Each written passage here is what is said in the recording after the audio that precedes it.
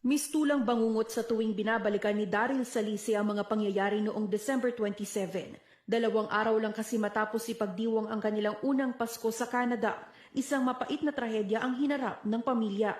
Bandang 9:00 ng gabi nang sadyain si Daryl ng mga pulis para ipaabot ang balitang nabundol ang asawang si Eileen at kritikal na isinugod sa London Hospital.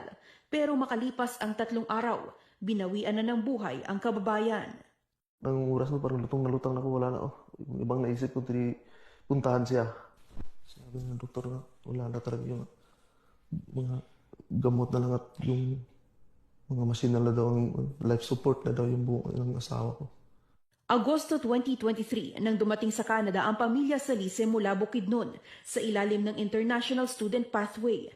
Full-time technician si Daryl at business administration student naman si Eileen habang nagtatrabaho part-time sa isang fast food restaurant. Dahil kung tinatanong sa sa'yo, ba't nangyari ito? Marami pa kami mga plano. Ayon sa investigasyon, nagtamo ng matinding head injury ang kababayan mula sa hit and run sa kalye ng Juliana Drive at Norwich Avenue mag-aalas 7 ng gabi noong December 27. Arestado ng Woodstock Police ang 54 na taong gulang na driver na residente sa Tillsonburg. Dapat nag-ingat ka kasi may buhay.